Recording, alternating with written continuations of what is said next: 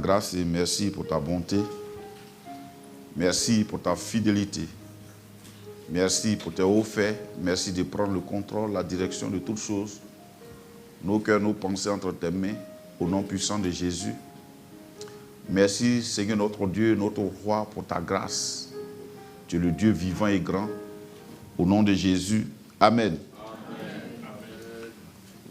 C'est bon? Ok. Donc, on est dans le thème de l'adoration. L'adoration, c'est notre relation avec Dieu. Amen. Amen. Notre relation avec Dieu. L'adorateur, c'est celui qui s'abandonne totalement à Dieu. Amen. Ce n'est pas seulement une action, mais c'est notre être entier, notre pensée, notre mode de vie, notre relation. Amen. Dans l'adoration, nous communions avec Dieu et de notre communion avec Dieu, nous communions avec nos frères. Une bonne adoration avec Dieu provoque une attirance entre les adorateurs. Amen. C'est pour cela que notre relation ne commence pas de façon verticale, de façon horizontale. Elle commence de façon verticale pour infecter notre relation horizontale. Est-ce que je me fais comprendre? En fait, l'Église aujourd'hui est en train de tomber dans le piège de l'humanisme et de l'humanité, selon lequel les gens ont mal interprété les paroles de Jésus. Il a d'abord parlé du fait de l'aimer lui, avant de parler de s'aimer entre nous. Amen. Amen. Amen. Donc l'adoration, si tu es un adorateur, c'est la primauté, c'est la priorité. Un enfant de Dieu doit chercher à être un adorateur pour être en relation avec son frère. C'est de ton adoration que tu nourris ta relation avec tes frères. Même si nous nous aimons bien, que Dieu n'est pas au milieu de nous, c'est un meeting. Croyez-moi, les partis politiques rassemblent du monde. Ils parlent de tout, sauf de Dieu. Amen. Donc c'est à nous d'évaluer notre niveau d'adoration. Amen. Ce qui faisait la particularité d'Abraham vis-à-vis de Lot, avec Lot, sa relation avec Lot, ce qui a infecté ça, c'était l'adoration. Abraham était un adorateur, Lot n'en était pas. Amen. Je vous assure, si tu es un adorateur, tu ne peux pas t'entendre avec quelqu'un qui n'est pas un adorateur. À moins que tu te mentes à toi-même. Quand il dit entendre, ne pensez pas à ce que vous pensez. Je parle de s'asseoir même pour parler, échanger. Parce que l'adorateur, il a des sentiments purs. Celui qui n'est pas adorateur, il a des sentiments mélangés. Est-ce que vous me comprenez? Amen. Ceux qui travaillent comprennent ce que je dis. Vous voyez, dans les sociétés, dans les entreprises, tu arrives le matin, les gens se saluent avec des bisous. Et pourtant, ils convoitent la place du gars. Ils portent le même uniforme, blanc-noir. Tout le monde dans la banque, blanc-noir. Mais pourtant, ils vont voir les féticheurs pour que l'autre tombe malade, pour que le DG le dégomme et que lui soit nommé. Or, l'adoration, quand tu es en contact avec Dieu, tu es soumis à Dieu, tu marches avec Dieu, tes sentiments, tes émotions, tes pensées sont infectés par la nature de Dieu. Et donc quand tu marches avec la nature de Dieu, que ton frère marche avec la nature de Dieu, toi tu es en communion avec Dieu lui est en communion avec Dieu, alors vous êtes en communion. Amen. C'est pour ça que Jésus a dit, je cherche des adorateurs. Le Père demande des adorateurs. Amen. Gloire à Dieu.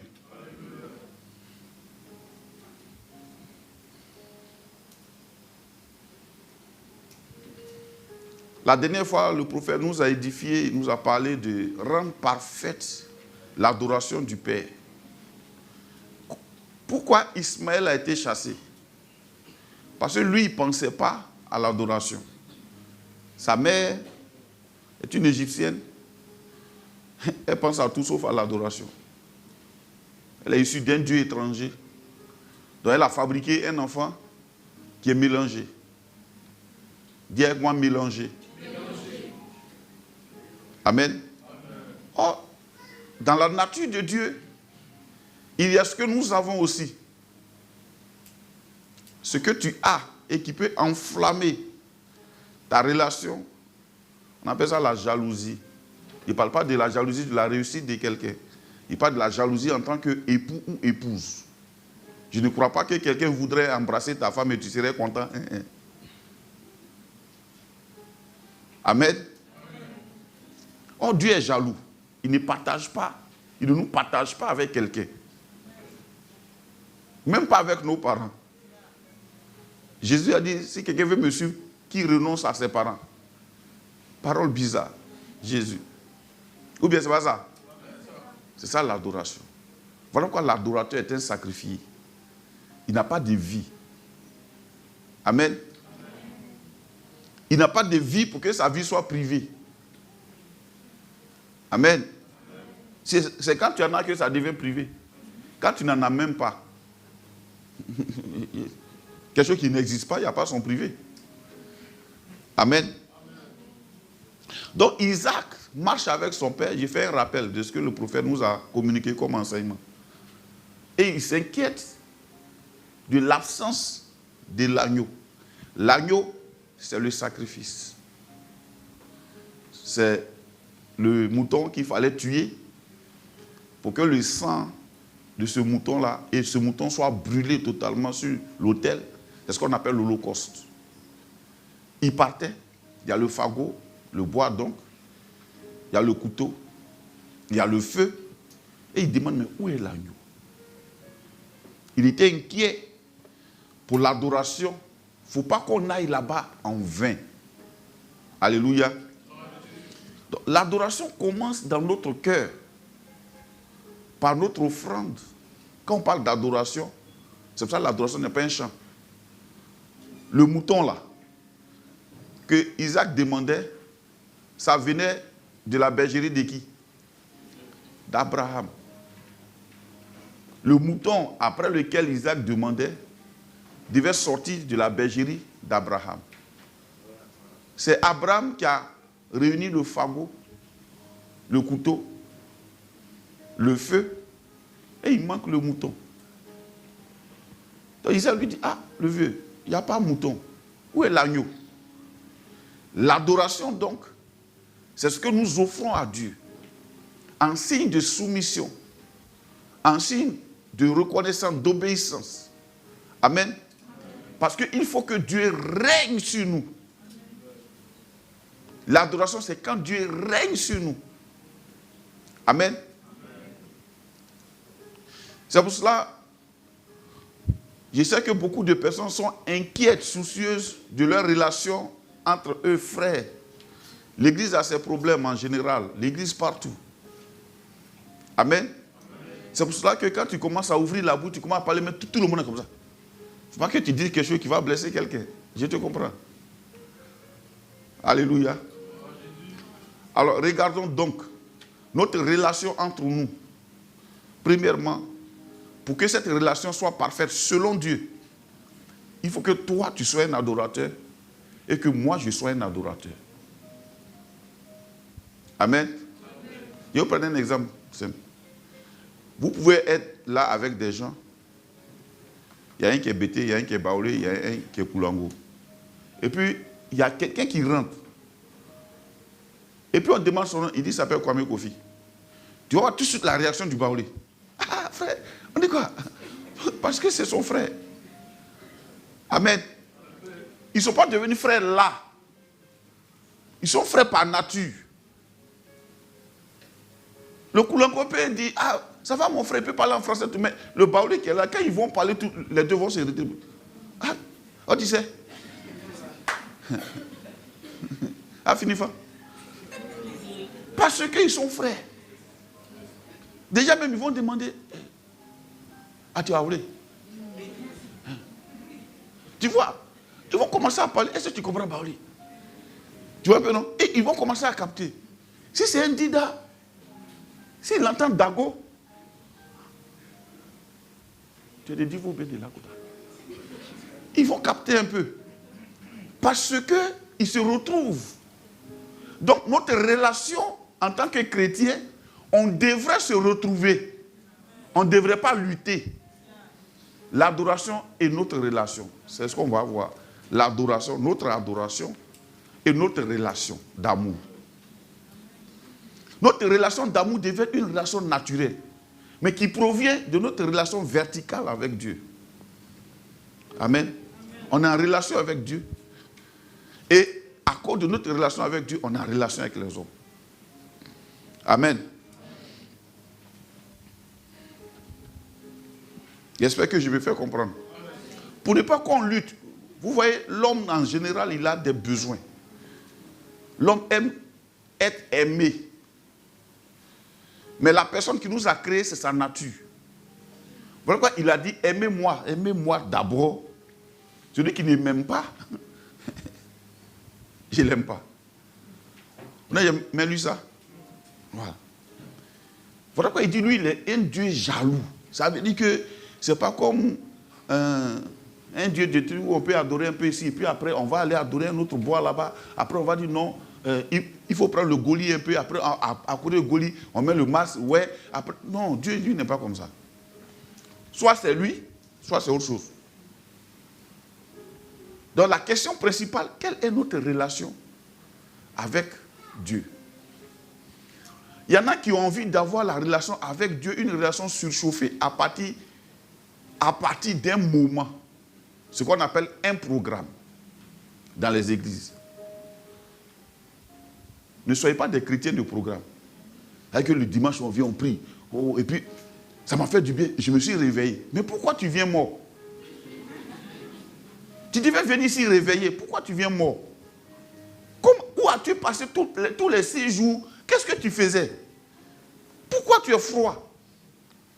Pourquoi faut-il que le dirigeant prie pour que toi tu sois réchauffé? Est-ce que si on te réveille, on peut te dire, frère, donne une exhortation? Un jour, Jésus est rentré, ou bien Paul, je crois, il est rentré dans une synagogue, et puis on lui a dit, frère, est-ce que tu as quelque chose à dire? Mais il a pris la parole, il a parlé. Jésus aussi est rentré, on dit, bon, on lui a tendu le rouleau. Et c'est lui qui est parti prendre la partie d'Ésaïe, et il a prêché. Et si jamais tu arrives ici matin, on dit, bon frère, il faut prêcher. Donc ta relation avec Dieu, dis-moi ma relation avec Dieu. Il n'y a personne qui soit responsable de ça. Frère, dans la vie que nous menons de tous les jours, c'est une vie de combat spirituel. Quand il parle de combat spirituel, ne me méprenez pas, je ne parle pas de ce qu'on connaît comme combat spirituel. Je parle de notre équilibre même spirituel, notre équilibre émotionnel, notre équilibre sentimental, notre équilibre financier, notre équilibre matériel. Tout ça dépend de notre relation avec notre Dieu. C'est pour ça que Jésus parle d'adoration. La vie de tous les jours, tu vas prendre quelqu'un, il a toujours besoin. Même si tu lui donnes 10 millions aujourd'hui, le lendemain, il va te dire qu'il a un besoin. Pas forcément l'argent, mais autre chose. Il va te dire, j'ai besoin d'être câliné. J'ai besoin de que je pensais qu'on allait me câliner un peu. J'ai besoin de câlin. Bon, c'est votre langage. Vous savez, nous qui avons grandi au village, on ne connaît pas... Comment on appelle ça même? Ce qui arrive aux jeunes gens à partir de 14 ans. Là. Voilà. Cri d'adolescence là. Bon, vous avez déjà vu chez au village quelqu'un qui a cri d'adolescence, ça n'existe pas. Il n'y en a pas au village. C'est chez vous ici à Biga, on dit non, il traverse une crise d'adolescence. Va à Zouria, tu vas voir. S'il y a quelqu'un même qui est là pour savoir que toi tu as crise d'adolescence. Tu te réveilles le matin, c'est toi, mais tu vas prendre ta banane, tu la braises, tu te laves, tu manges et tu t'en vas à l'école. Il n'y a pas quelqu'un pour s'occuper de toi, pour dire que toi, tu es adolescent. Donc, tu cours, tu es dans ta chambre. Il n'y a même pas de chambre. Où tu es allé pour fermer la porte là? Vous voyez un peu. Vous voyez un peu. En fait, il y a des choses que les hommes ont créées, ils ont mis ça dans la tête des gens et c'est devenu un impact émotionnel qui conduit leur destinée. Est-ce que vous voyez un peu? Qui a déjà fait un tour au village au moins une semaine? Tu ne vas jamais voir un jeune de 12 ans, de 10 ans, de 11 ans, une jeune fille de 10, 12, 11 ans, qui dit, il traverse une crise d'ado. Et donc, il y a des spécialistes qui sont là bien pour dire, non, en fait, la personne traverse une crise d'ado, il faut la comprendre. Bon, oui, bébé, tu veux quoi? Va au village. Au village, on est soucieux du jeu qu'on va faire le soir, où on met le sec avec le sable blanc, et on se cache, et puis on court maintenant. Lui qui est rentré primé dans le sec, c'est ça qui est notre... Sinon, il n'y a pas de crise d'ado là-bas. Amen. Gloire à Dieu. Merci. Donc notre relation avec Dieu est tellement importante. Et l'adoration, c'est ça. Quelle est notre relation avec Dieu? Quel est le résultat de notre recherche dans la parole de Dieu?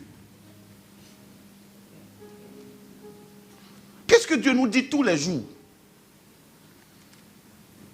C'est ça, l'adoration. Ça fait partie de l'adoration. Donc quand on se réunit ici, bon, je ne comprends pas trop. Quand on se réunit ici pour faire le culte, c'est normalement des temples individuellement allumés, enflammés qui se réunissent. Amen.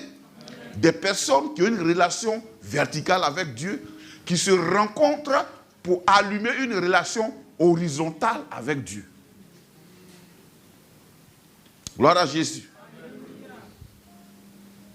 Et donc, dans cette relation-là, en fait, ce n'est pas une prédication. Je vois ça très souvent sur les réseaux sociaux où on dit, bon, vraiment, il faut... Jordan, ça va? Bonne arrivée à toi.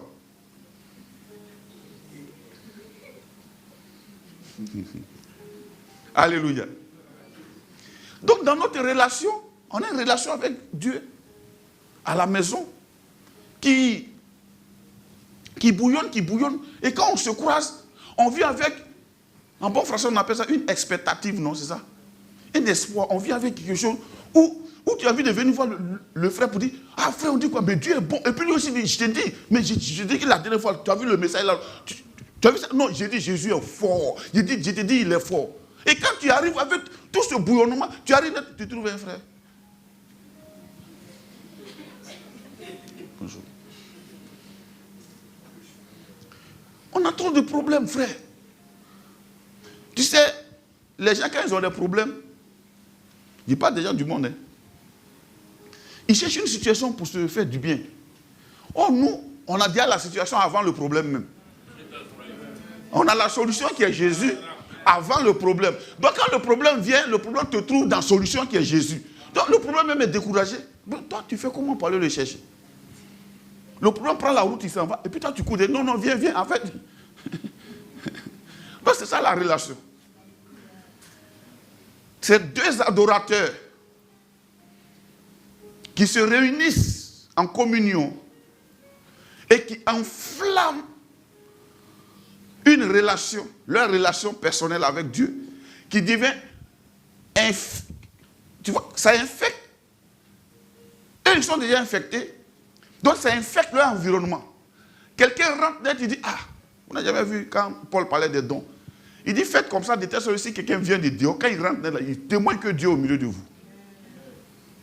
Comment on peut savoir que Dieu est au milieu de nous si nous, on n'est pas allumés, individuellement parlant?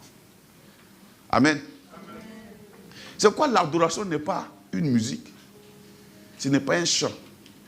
Le chant est l'expression extérieure de notre adoration intérieure, de notre relation, qui fait qu'on n'a plus tellement le temps de nous lamenter pour prier, demander. On est rapidement passé, d'accord, de l'état de souci à l'état de connecter à Dieu qui fait jaillir des actions de grâce. Bon, quand j'explique comme ça paraît trop philosophique. Philippiens 4, 6, 7. L'adoration, l'adorateur, c'est celui qui entretient une relation. Quand il n'y a pas d'entretenir une relation, vous savez. Vous savez parce que soit vous subissez ces phrases, soit vous êtes les revendicateurs. Les femmes sont les revendicateurs et les hommes subissent. Je suis venu même, il ne m'a pas dit que tu es belle. Parce qu'il faut que tu entretiennes.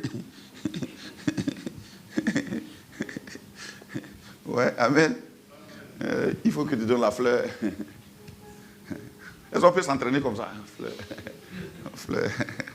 Fleur. Amen. C'est intéressant, hein? Alléluia. Aidez-moi à entretenir ma relation. C'est chic. Alléluia. Regardez, il dit quoi? Philippiens 4, 6, 7. Ne vous inquiétez de rien. Ne vous inquiétez de rien.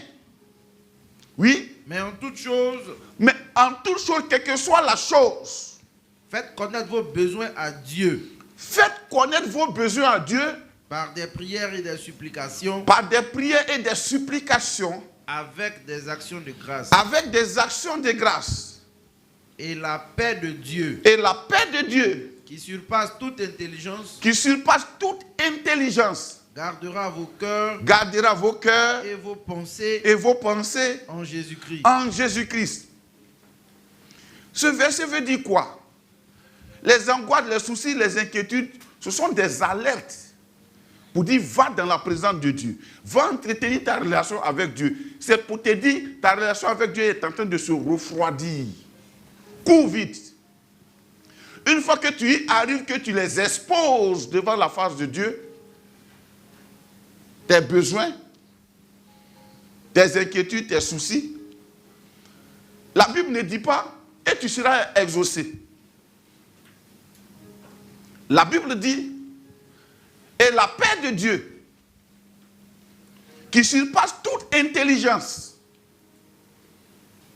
La paix de Dieu, elle est au-delà de l'intelligence qui a même créé la matière.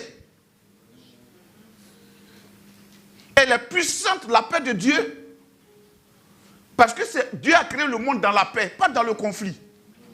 On dit quand il y avait le chaos, il a parlé. Et cette paix surpasse toute intelligence. Fera quoi? Gardera vos cœurs. Dis-moi mon cœur. Et vos pensées, dis-moi mes pensées. En Jésus-Christ. Le cœur, c'est le moteur. Et la pensée, les pensées sont des éléments créateurs. Notre esprit crée des choses avant qu'elles n'existent. Sinon, le jour où toi tu es assis là, puis tu es en train de faire le plan de ta maison n'existe pas. C'est les pensées. La création, le fait de créer à l'image de Dieu, c'est par les pensées. Pour que tu crées, il faut que tes pensées, il faut que tu sois en paix. Et la paix de Dieu qui surpasse toute intelligence gardera ton cœur. Le cœur, c'est là-bas habite Dieu. Donc, ça ne peut pas être une zone de tumulte. Alléluia. C'est pour ça que j'apprécie vraiment les gens du monde. Je ne sais pas comment ils font. Tu les vois, vraiment. Ils peuvent rire Et puis peut pleurer en même temps. Comment on fait ça? Et puis pleure. Bon. J'ai déjà vu ça qui est pas. Papa, maman, frère, tu as vu de pleurer comme ça. Alléluia. Je parle de moi. Hein. Je parle de chez moi. Amen. Il dit la paix de Dieu gardera vos cœurs et vos pensées en Jésus-Christ. En réalité, ce que tu es, c'est ton cœur et puis tes pensées. Ton cœur, c'est ta personne, c'est ton esprit, c'est ta personne. Tes pensées, c'est la zone d'action et de réaction. Amen. Avant que le péché ne soit péché, il commence où? Dans ton cœur. Et le cœur le donne aux pensées qui transforment le péché en image.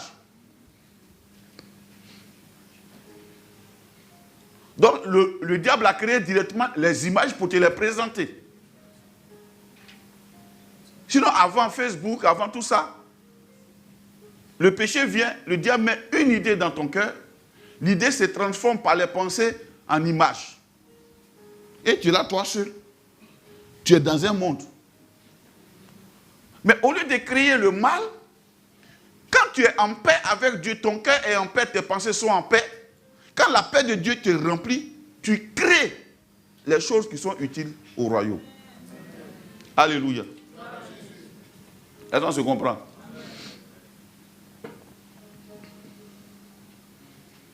Et la paix de Dieu, qui ne suit pas toute intelligence, gardera vos cœurs, vos pensées en Dieu. Donc, si j'ai prié, la prière est une invitation quand mon cœur est bizarre. Donc, je n'attends plus que mon cœur soit bizarre. Je m'avais rencontré Dieu. Ce qui fait que ce qui m'invite dans la prière, c'est l'angoisse, les soucis, les inquiétudes. Maintenant, ce qui me dit que j'ai vraiment bien prié, c'est la paix de Dieu. Si avant de venir ici, tu as une relation que tu entretiens avec Dieu, tu devrais venir ici enflammé de la vie de Dieu, allumé de la gloire de Dieu. Parce que c'est dans la prière que ce qui est ton souci. Frère, quand on dit souci, là, ce n'est pas forcément problème.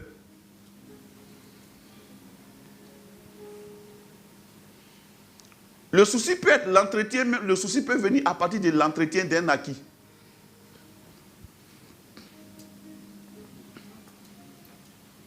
Tu es là, tu es soucieux, protecteur de ce que tu as tellement, tu es soucieux pour ça. Qui a sonné? Prends mon sac, la mets ça. Non.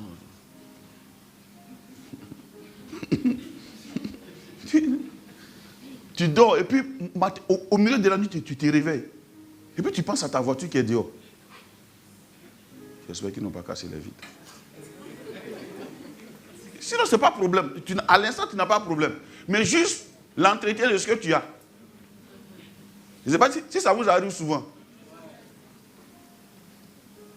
Souvent, tu achètes un nouveau portable et tu sors ça dans ta poche et puis toi-même tu le cherches.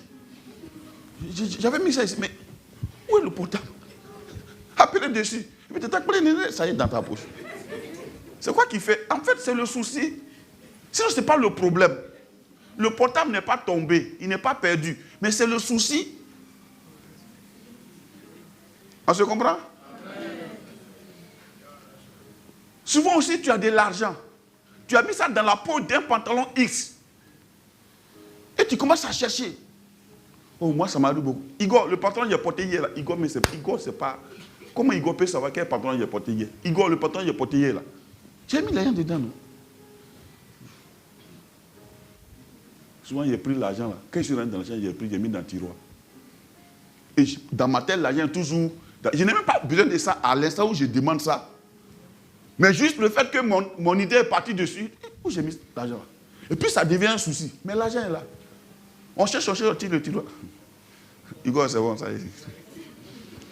Et quand tu ne demandes plus pardon, hein, tu dis, oh Igor, c'est bon, ça y est, si j'ai retrouvé. Tu n'as pas retrouvé. C'est toi qui as mis là-bas. Amen. Donc, quand tu as vraiment prié, tu sors de là avec la paix de Dieu. Amen. Donc l'adoration, c'est de rester constamment avec Dieu, de telle sorte que tu trimbales cette paix partout. Et toi et moi, on a besoin de ça. Amen. C'est pourquoi ce qu'il faut chercher premièrement, c'est d'abord ta relation verticale avec Dieu. Pourquoi Jésus a dit, cherchez premièrement le royaume de Dieu. Premièrement, le royaume de Dieu. Si tu es en connexion avec Dieu, tu seras en bonne connexion avec celui qui est en connexion avec Dieu.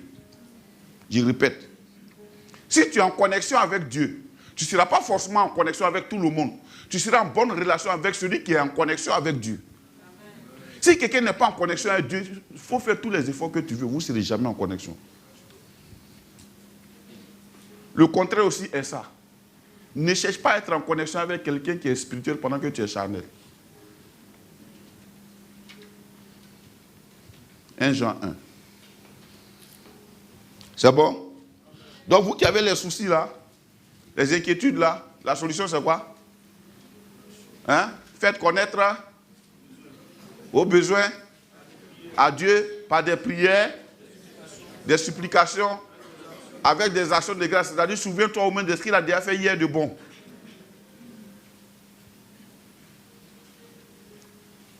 « 99% des chrétiens parlent de leurs problèmes et ne prient pas. Ils n'exposent pas ça à Dieu, mais ils s'inquiètent.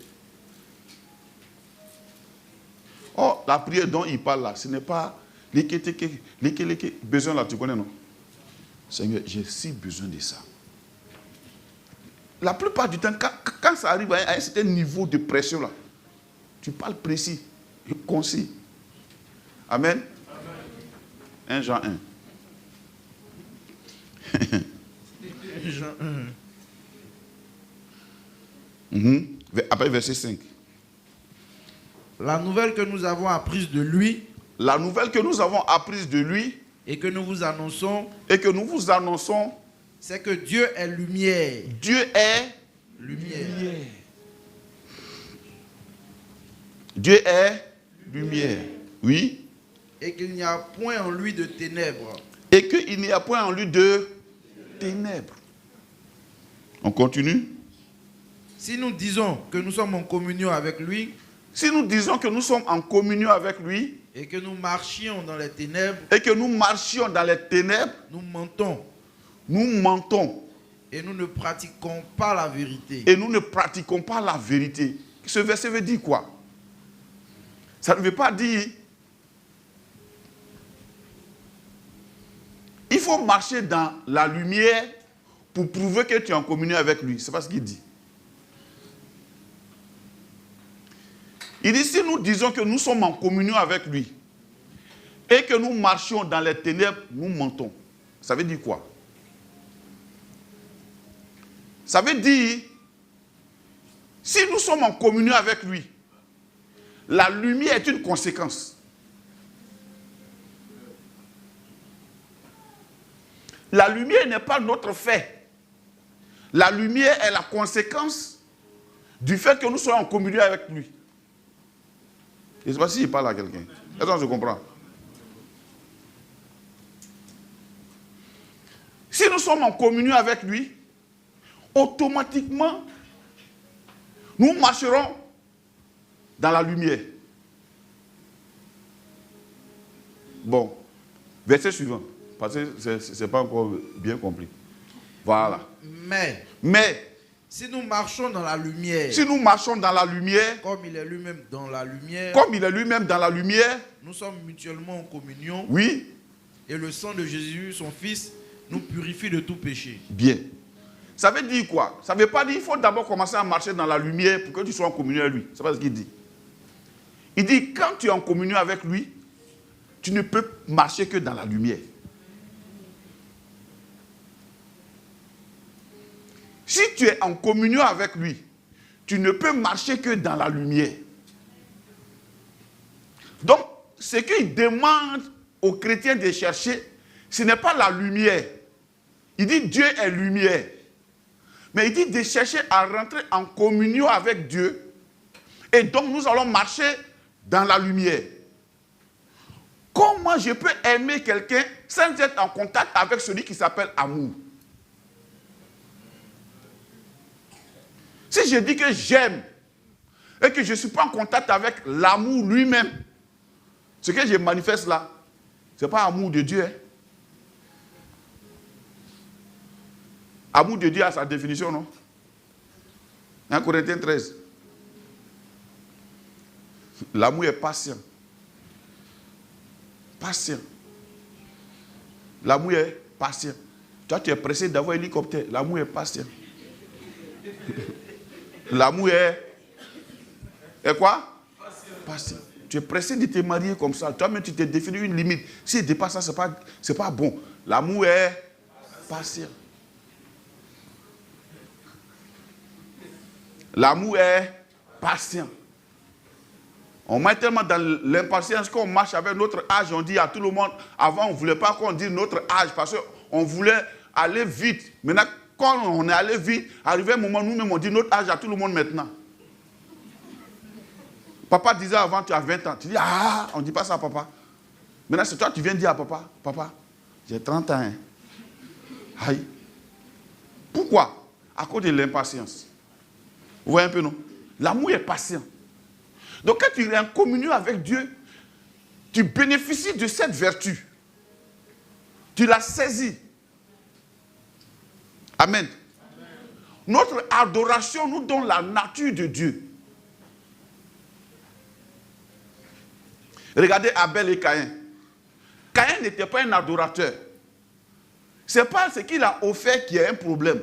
C'est lui qui est le problème et donc qui a engendré un problème. Ce n'est pas parce qu'il a donné fruit, ce n'est pas ça. Dans Hébreu, la Bible dit, Abel a offert pour lui par la foi. Caïn l'a fait non pas par la foi. Vous voyez un peu? Et Dieu dit, il a apprécié, il a aimé Abel et son offrande. Il a d'abord aimé Abel avant d'aimer son offrande. Donc ce qui vient de nous, c'est pas ce qui compte pour Dieu, c'est ce que nous sommes qui compte pour Dieu. Donc arrêtez de sauter de chanson en chanson. Avant de chanter un chant qui a créé une atmosphère, cherche à être comme la personne qui a créé l'atmosphère.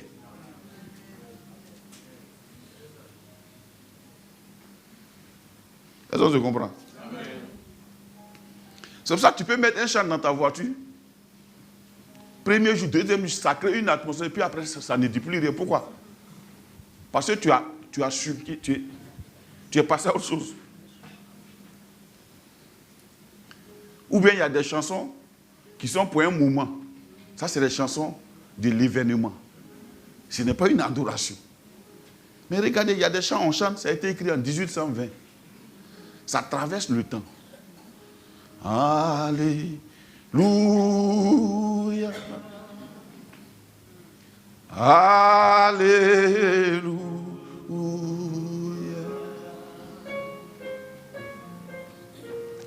Alléluia.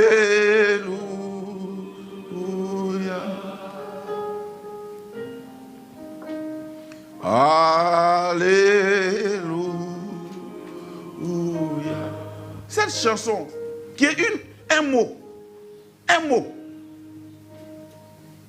a traversé le temps et continue de traverser le temps. Les gens créent, ça crée des phases de danse. Ça y est là, ce chant.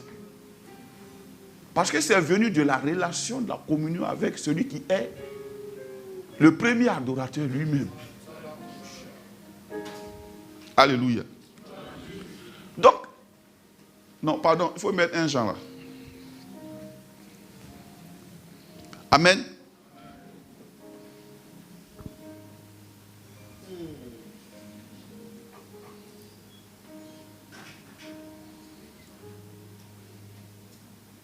Verset 7 maintenant. 1 Jean 1, verset 7. Mais si nous marchons dans la lumière, comme il est lui-même dans la lumière, nous sommes mutuellement en communion. Oui. Et le sang de Jésus, son Fils, nous purifie de tout péché. Bien. Vous voyez un peu? Donc, Dieu demande des adorateurs. C'est une nature. L'adoration, c'est une production. C'est quelque chose qu'on produit. C'est le résultat des lèvres d'un adorateur. Amen. L'adorateur, il fait quoi? Il entretient sa relation tous les jours avec Dieu. L'adorateur, il entretient tous les jours sa relation avec Dieu. Sinon, il va attendre que le prédicateur ou bien le dirigeant de culte le réchauffe. C'est ce qui est le problème dans nos églises. Bon, dans nos cultes. Frère, pour résumer simplement, sois un adorateur. Sois un adorateur. Un jour, Moïse est monté sur la montagne. La Bible dit, il y a fait 6 jours. On n'a pas vu Dieu. D'aucuns pensent que Dieu est une boîte à rythme où on appuie les boutons pour un clavier. Dieu n'est pas comme ça, frère. Le gars a tapé 6 jours sur la montagne. Il n'y a pas Dieu.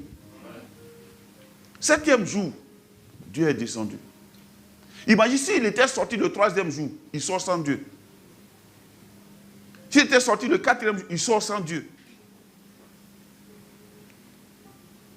D'aucuns me diront, mais Dieu est dans notre cœur. Oui, il était dans la même barque avec les pieds et puis lui il dormait. Il est dans ton cœur, il dort.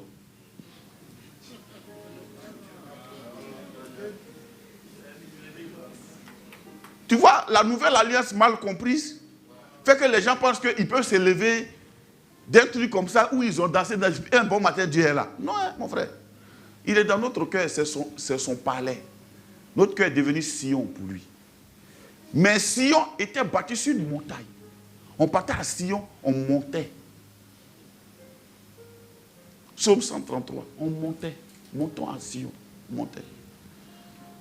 Donc, bien qu'il soit dans ton cœur, si tu ne le cherches pas, avec un cœur sincère, il est là, mais il dort. Il était couché là. Le bruit des vagues ne l'a pas réveillé. La mer a crié, Jésus dort. Il a fallu que Pierre dise, Maître, il dit, à quoi? Il dit, nous périssons. Tu ne vois pas qu'on périt? Il dit, ah bon, d'accord. Ah, souhait. Puis il est revenu vers eux. Donc, l'adorateur, c'est celui qui entretient sa relation avec Dieu. Alléluia. Parce que c'est dans le cœur de Dieu que la parole de Dieu peut être transmise à l'homme. Et dès que l'homme la reçoit, cette parole-là, il y obéit simplement. Pourquoi la parole de Dieu devient difficile à pratiquer? Parce qu'on ne la reçoit pas d'abord. Mais pour la recevoir, il faut être dans le cœur de Dieu. Amen. Si tu cherches Dieu pour un besoin, il n'y a pas de problème. Dieu va t'exaucer, frère. Je t'assure. Il ne faut pas penser que Dieu, non. Dieu va t'exaucer. Tu crois bien, tu crois pas? Je vais te montrer chose inversée. Dieu va t'exaucer, bien même. Amen.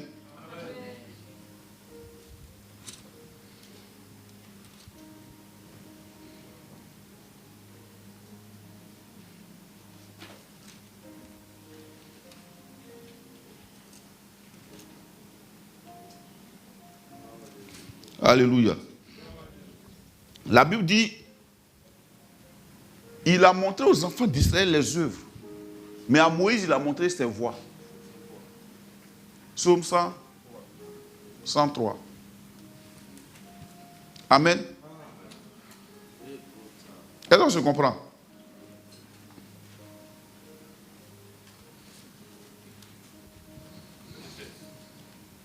Verset 7. Il a manifesté ses voies à Moïse, ses œuvres aux enfants d'Israël. Les enfants d'Israël, eux, ils voyaient les œuvres de Dieu. Mais Dieu a montré ses voies à qui? À Moïse.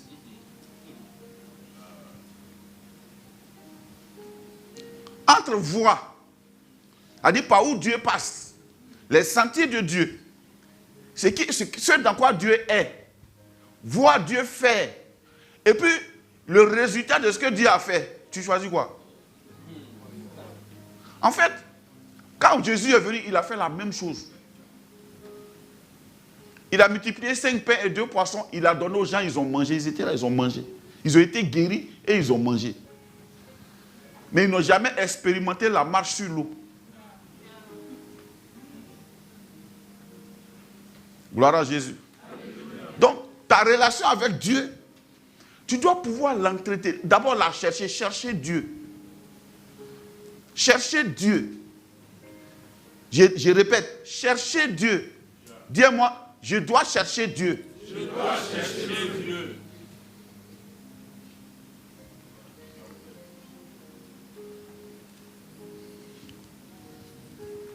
Sinon, je t'assure, ce que tu cherches là, Dieu va te donner.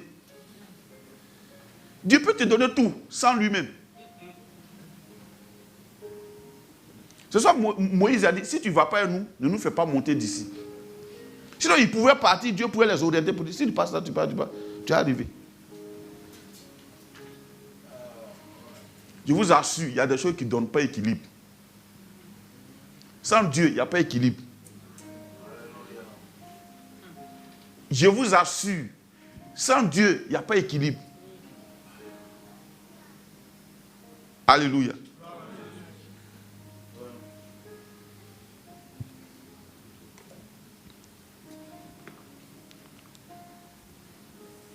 Donc quand tu cherches Dieu, et que moi aussi je cherche Dieu, quand on vient ici, notre relation, notre communion est si simple. Vous savez, il fut une année où quand j'arrivais, on se mettait ici, on rentre comme ça, et puis on commence à prier. On s'attrape les mains et puis on prie. Simplement, il n'y a pas de micro, on prie. Et puis il y a un feu qui s'allume. Aussi simplement que possible. Il y a un feu qui s'allume, et bien il y a une soeur qui commence à chanter. Après, il y a un autre frère qui chante. Il y a un feu qui s'allume. On est là. Une fois, j'ai vécu ça avec quelques-uns de mes enfants. On est parti voir le vieux et puis il pleuvait. Il pleut, tol là, ça fait bruit. Donc, il a mis des chaises là.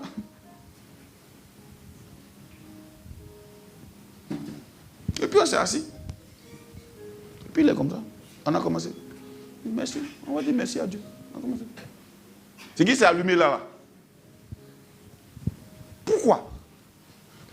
C'était la réunion des gens que la pluie ne pouvait pas arrêter dans leur adoration. Alléluia. Quand ton cœur déborde de l'amour du Père, c'est là que les instruments ont un sens. Alléluia.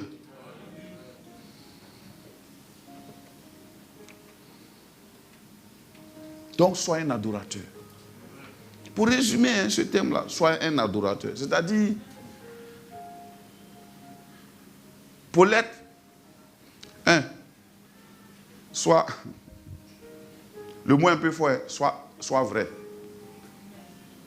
Soit vrai.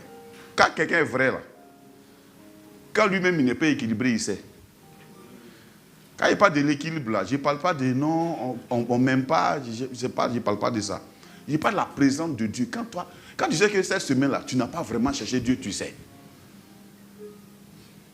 Si aussi ton équilibre vient de ta femme, de ton mari, ce n'est pas de ça qu'il parle. Ça, là, ça c'est vraiment, c'est du pipeau. C'est du pipeau. Même si ton mari vient, il n'a qu'à te donner une fleur comme ça chaque jour. Ce n'est pas la même chose que l'amour de Dieu présent dans ton cœur, ta communion avec Dieu. Ce n'est pas la même chose. Tu me diras peut-être que ce n'est pas je suis marié que j'ai dit ça. Mon frère, je suis marié, ça fait 23 ans. Ce n'est pas un petit qui vient de se marier qui te dit ça. Ça fait longtemps que je suis marié, ça fait 30 ans, 31 ans. Je connais ma femme, 31 ans. Amen. Amen. Donc je sais. Ça n'a rien à voir. Ce n'est pas l'argent aussi. Souvent quand on fait ça, les gens qui cherchent l'argent disent, donnez-nous et puis on va voir un peu. Si ça ne va pas donner de joie. Ce n'est pas l'argent. L'absence de Dieu dans ton cœur et dans ton environnement crée des picotements. Crée des picotements sur ta peau. Tu sens qu'il y a que tu sens. C'est comme un enfant qui a gâté quelque chose et l'heure de rentrer à la maison est arrivée. Ton cœur bat. Amen. Mais quand tu sens que Dieu est là dans ta peau, tu es là avec lui. Mais quand tu es en train de préparer, tu le sens à côté de toi. Il n'y a pas un problème, il n'y a pas une situation qui peut effacer cette joie-là. Cette paix que tu as, tu peux dormir en paix tranquille. C'est pour ça que je dis sois vrai. Quand toi-même tu sais que tu t'es éloigné un peu de Dieu, il ne faut pas remplacer Dieu par des relations humaines. Tu vas visiter tel, tu te promets jusqu'à vous parler, quand tu perds ton équilibre. Et les gens du monde, oh, ils déchargent rapidement. C'est quoi les messages du monde aussi te détruisent plus que ça ne te construit. Ça, dans le monde, on te dira, non, tu sais, normalement, la vie de couple, ça doit être comme ça. On dessine mais ton expérience, madame, ce n'est pas mon expérience. Ce n'est pas la même chose. Évitez d'écouter ce genre de messages-là. Je vous assure. Ce qu'on vous dit là, sur les plateformes où vous partez, coach, interrogez la vie des coachs là même. Le foyer n'est pas un lieu où on dit, non, normalement, ça devrait être comme ça. Ce n'est pas vrai, c'est faux. Je vous dis que c'est faux. Moi, je crois. C'est faux. Amen. La Bible est vraie. Amen. Pour avoir un mari, tu es tellement gonze de mari, il faut que tu ailles chercher les coachs. Non, si tu fais quoi, il faut t'habiller comme ça, il faut faire comme ça. On ne se marie pas par ça. C'est faux. Enfin, si c'est Dieu qui doit te donner un mari, alors aie confiance en lui. Parce que son don et son appel sont irrévocables. Amen. Amen. Donc ton équilibre avec Dieu, c'est la présence de Dieu lui-même, la présence de Jésus. Quand il est présent là où tu es, quand tu l'invoques, quand tu sais qu'il n'est pas là, frère, il ne faut pas chercher à allumer un feu qui en réalité n'est pas. Vous connaissez un placebo, non? Hein? En réalité, ce n'est pas un médicament en fait, ça ne te soigne pas. Ça peut avoir des effets, mais c'est un placebo. Amen. Souvent, ce qu'on fait là, souvent on met la musique, et puis on pense que c'est... Voilà. C'est comme on appelle le chant là même. Où on dit... On chantait ça là ici là. Allume-moi, quelque chose comme ça. C'est la jeune fille là qui a chanté, et puis tu parles en langue un peu souvent là. Emmanuel, hein?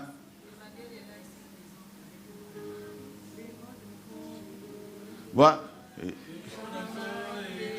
Voilà. Tu vois un peu, non? Quand Dieu est absent, tu penses qu'à force de chanter comme ça, tu vas allumer sa présence. Non. Il faut arrêter ça. Prends la Bible, il faut t'asseoir. Seigneur, je suis trop loin de toi. J'ai besoin de toi. Et tu commences à lire la parole de Dieu. Tu pries, tu commences à lire la parole de Dieu. Quand il vient maintenant, alors il vient avec un cantique qui lui plaît lui, pas un cantique qui te plaît toi. Sinon quand il n'est pas là, tu choisis un cantique qui te plaît. Le cantique qui te plaît ne produit pas l'action de Dieu. C'est quand il vient maintenant, il vient avec son chant. Est-ce qu'on se fait comprendre? Donc sois vrai. Quand il n'est pas là, reconnais qu'il y a longtemps, tu l'as cherché.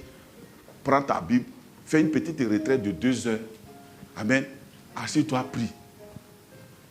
Parce que quand il n'est pas là, tu sais, je vous assure, tu sens le picotement. Tu sens.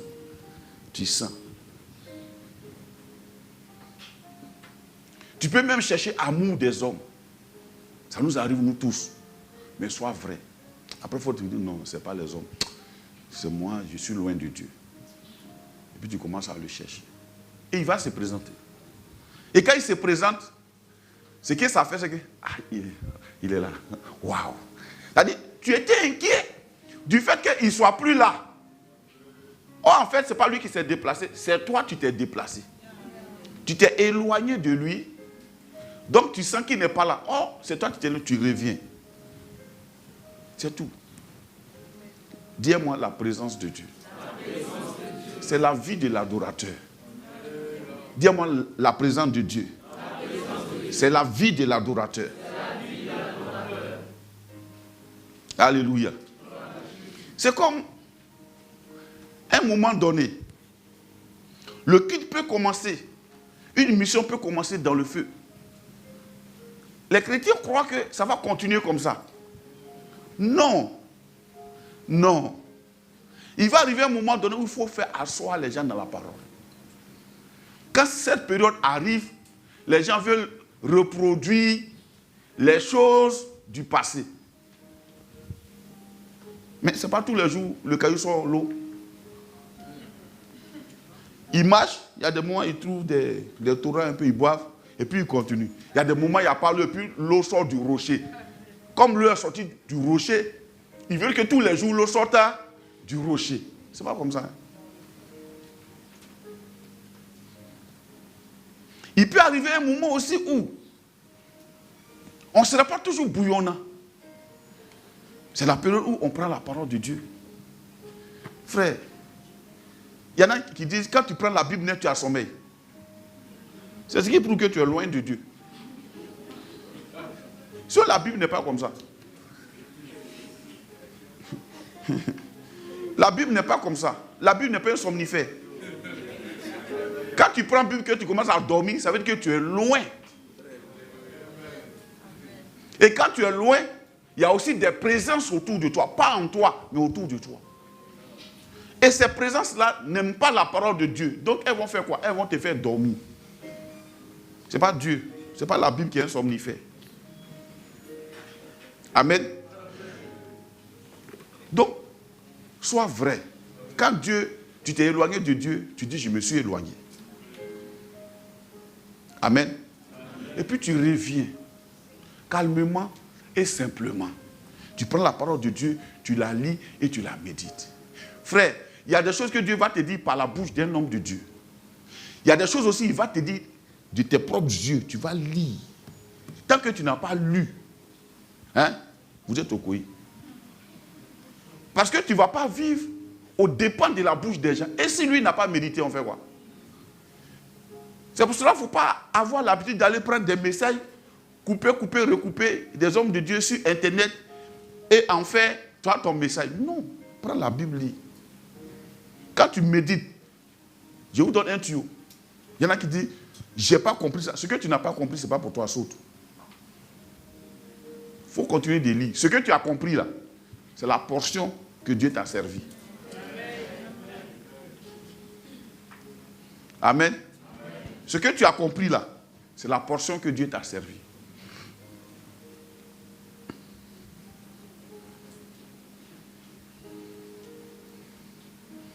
Il y a une sœur qui a mis une méditation dans un de nos groupes pas ici. Elle a vraiment parlé. Frère, vraiment, le verset 18 de Matthieu, ça m'a vraiment fait du bien. Un vocal. J'ai écouté, j'ai ri. Bon, comme elle est nouvelle, le pasteur l'a encouragé dedans, mais ce qu'elle dit là, ce n'est pas vrai. Le pasteur sait, je sais. Vraiment, la Bible dit que si ton frère vraiment a péché, t'a offensé ou bien quoi, il faut aller, il faut lui parler. Si la personne n'a pas entendu, il faut prendre les gens de l'église, il faut parler. Parce que ton frère, ce n'est pas ton ennemi. Hein? Nous tous, ça, Dieu nous aime. Il dit, regardez. Ça, c'est quoi? C'est la mentalité de l'amour dans l'église. La Bible dit, si ton frère a péché contre toi, tu vas, tu reprends la personne. Si elle t'a écouté, tu as gagné ton frère. Si elle ne t'a pas écouté, va prendre 2 personnes, 1 ou 2 personnes, allez-y lui parler. Si tu as écouté, vous avez gagné votre frère. Si il ne vous a pas écouté, vous partez prendre l'église. Vous exposez ça à l'église. S'il a écouté l'église, il a été guéri. S'il n'a pas écouté l'église, qu'il soit pour vous. Un quoi? Païen ici. En d'autres termes, ouvrier n'a pas sorti. C'est un païen. Amen. Vous voyez un peu, non? C'est dur. Mais ce n'est pas parce que c'est dur que ça ne vient pas de Dieu. C'est Dieu qui a écrit ça. Il sait pourquoi il a écrit ça. C'est-à-dire que cette personne-là, vous amusez. Hey. Ça, ce n'est pas ivraie.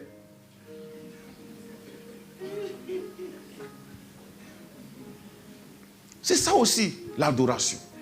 Tu prends la Bible et puis tu lis. Et tu cherches à t'asseoir pour comprendre tel que la Bible dit.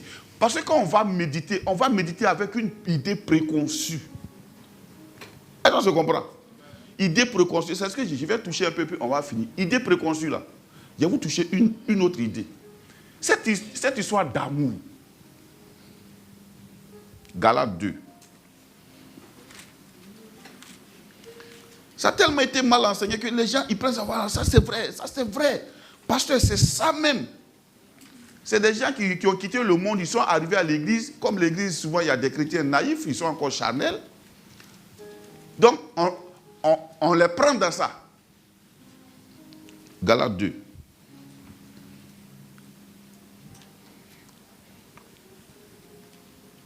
C'est ça, non?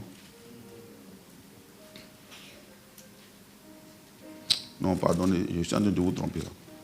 Galates 5. Après verset 22. On connaît déjà un peu ce qui est en haut. On va lire même à partir de ce qui est en haut même. À partir du verset 19. Galates 5, verset 19. Galates 5, verset 19. Or, les œuvres de la chair sont manifestes. Les œuvres de la chair a des œuvres.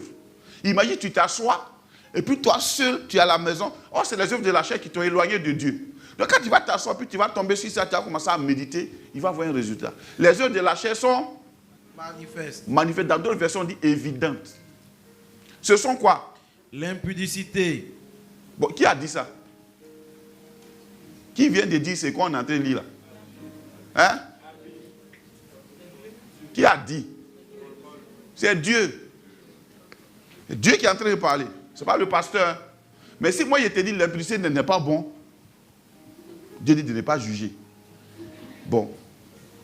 Les œuvres de la chair sont manifestes. Ça veut dire évidentes. Ce sont l'impudicité. L'impudicité. Après? L'impureté. L'impureté. Après? La dissolution. Dissolution là, c'est quoi? Se dissoudre. La dissolution. Qui a une autre version? Hein? Le dérèglement. Qui d'autre? Les désaccords. C'est ça qui est écrit dans ta Bible? Désaccords. Oui. D'accord? La dissolution, oui. L'idolâtrie. L'idolâtrie. Dans d'autres versions, je nomme quoi?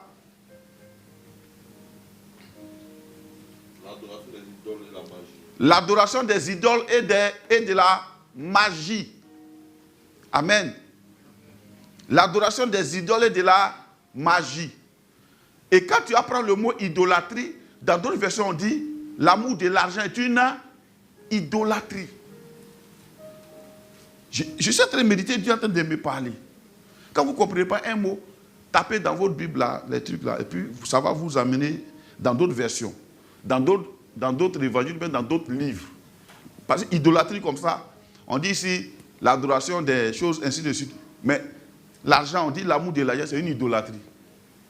Donc si tu es cupide, là tu commences à dire, dis-moi là, j'aime l'argent, parce que l'argent conditionne un peu mon humeur de façon là. Amen.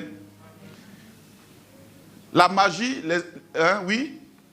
La magie, les inimitiés. Les inimitiés. Les querelles. Les querelles. Les jalousies. Les jalousies. Les animosités. Les animosités. Les disputes. Les disputes. Les divisions. Les divisions. Les sectes. Les sectes. L'envie. L'envie. L'ivrognerie. L'ivrognerie. Les excès de table. Les excès de table, manger jusqu'à dépasser. Où tu es là, tu ne peux pas respirer, mais où? Où?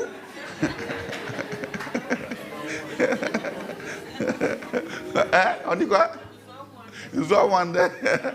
Amen. Les excès de table.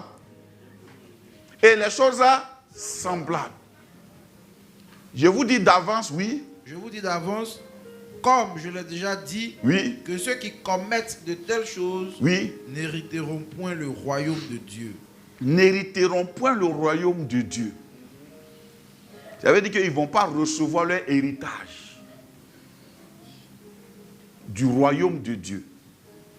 Ils vont rester en périphérie de la manifestation du royaume. Ici, là, ce n'est pas entrer au paradis. On dit le royaume de Dieu, ça dit, tu vois un peu, non? La présence de Dieu dans toute sa splendeur. Amen. On continue maintenant. Mais le fruit de l'esprit. Mais, oui. Le fruit de l'esprit. Le fruit de l'esprit. C'est l'amour. C'est l'amour. On connaît tout ce qui suit. Parce que depuis notre conversion, on nous a bombardé ça. On bombarde ça. Et souvent les païens, ils connaissent ça. Donc quand ils arrivent à l'église, ils commencent à juger les églises en fonction de ça. Et il y a des païens qui s'accommodent, il y a des pasteurs qui s'accommodent à leur message. Pour dire, normalement, il n'y a pas amour, il devait avoir amour. Mon frère, on dit c'est le fruit de qui? C'est le fruit de qui? C'est le fruit de qui? C'est le fruit de qui? C'est le fruit de qui?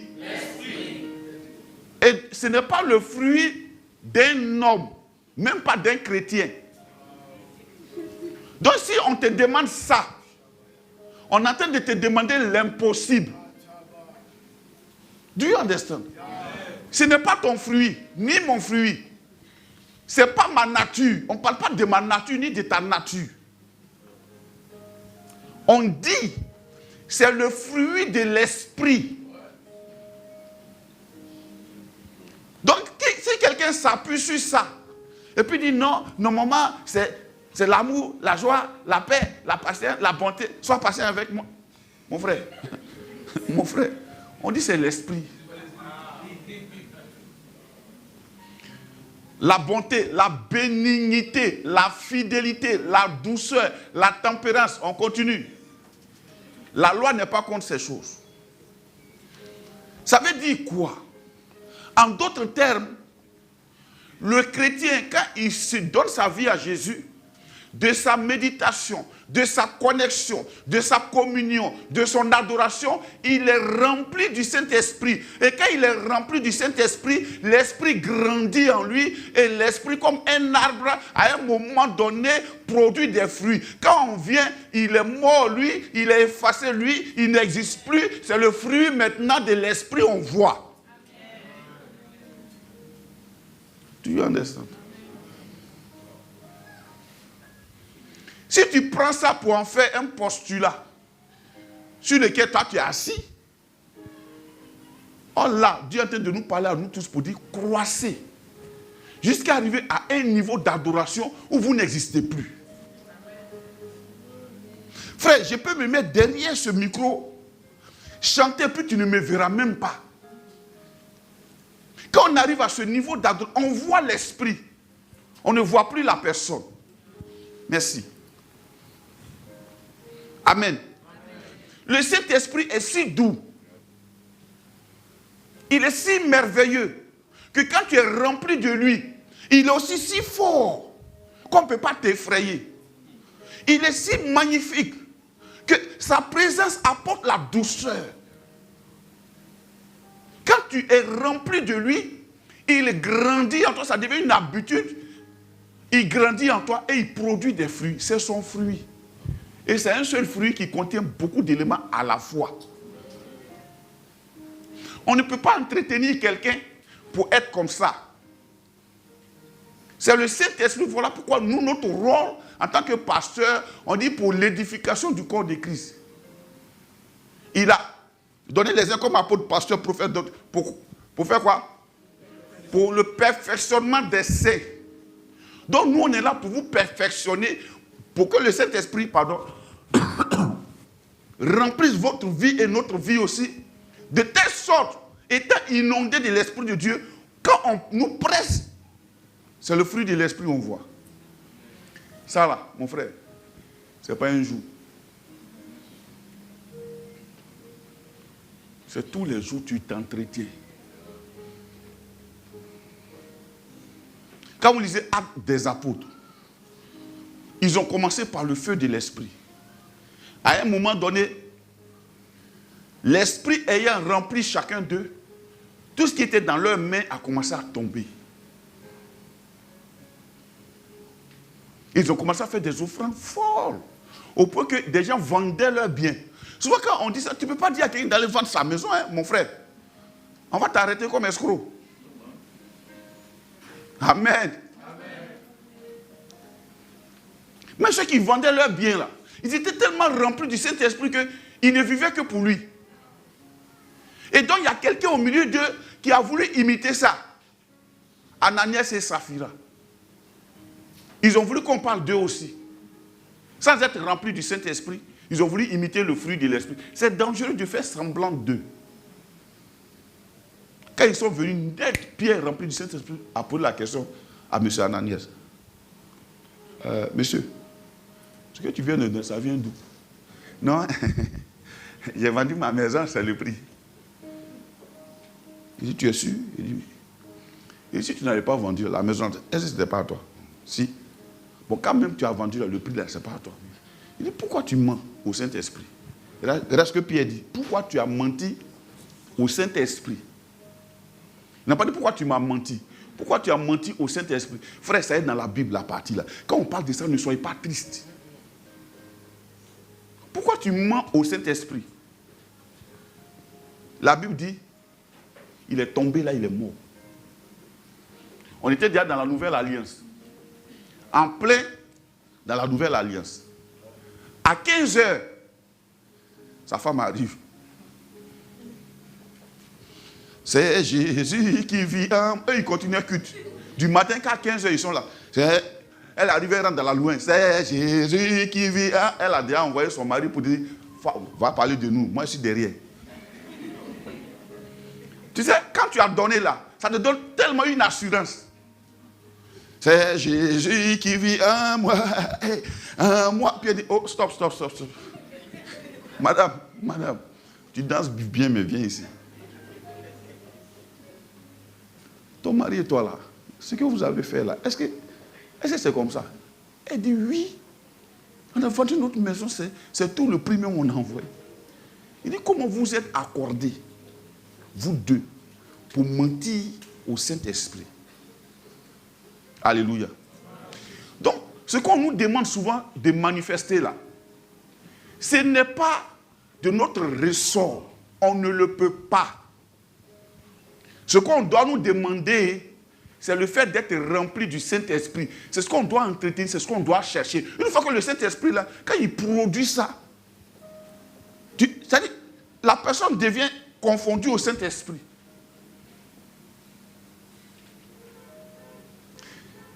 Ça ne veut pas dire que le Saint-Esprit ne se fâche pas. Hein?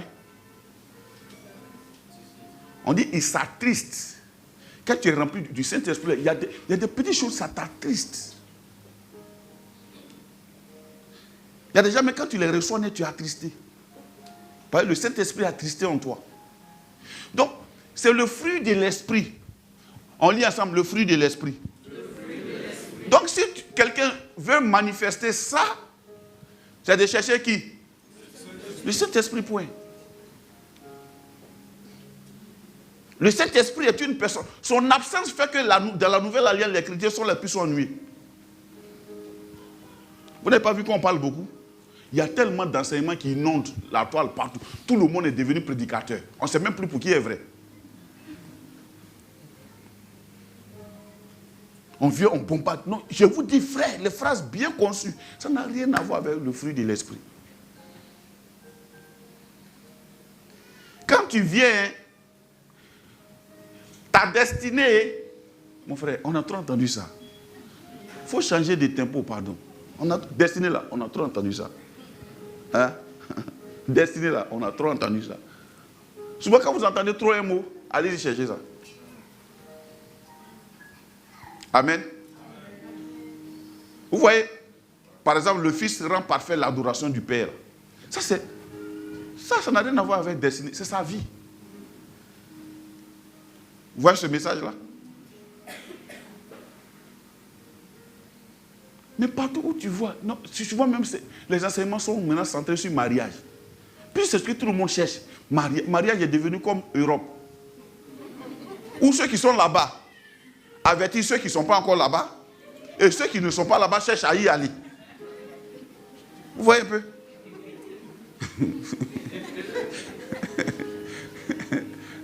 Ceux qui sont dedans disent, ma soeur, il faut prendre ton temps.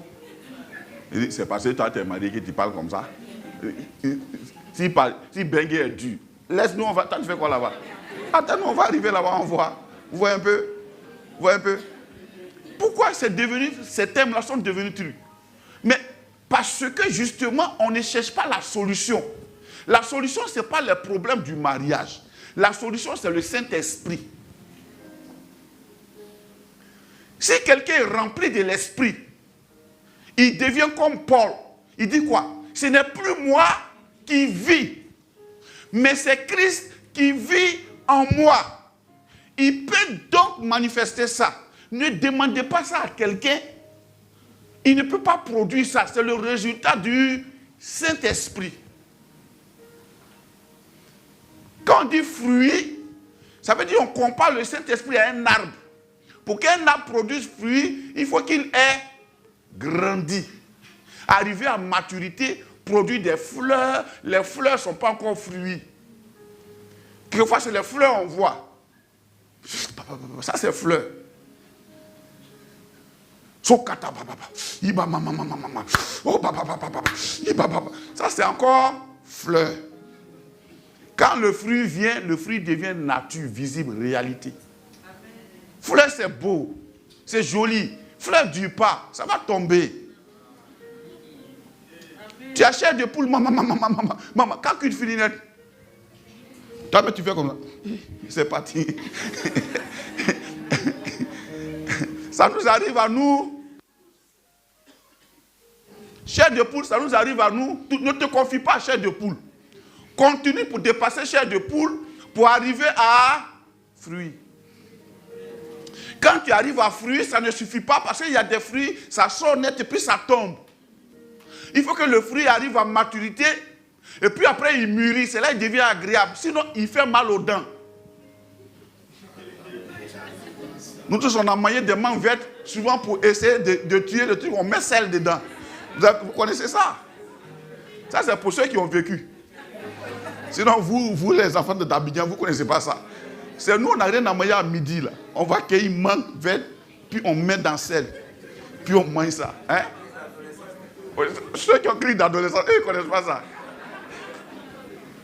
Amen. Donc, c'est le fruit de l'esprit.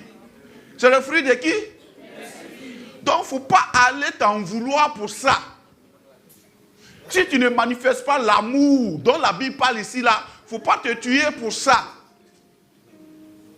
Si tu ne manifestes pas la joie dont la Bible parle là, il ne faut pas te tuer pour ça. Continue de chercher Dieu. Entretiens-toi par des hymnes, que la parole de Dieu soit abondante au milieu de vous. Dit la Bible. Continue. Arrivé à un certain niveau donné, tu vas disparaître et l'esprit va prendre le contrôle. Quand il prend le contrôle, autant il est comme ça, autant aussi il est force.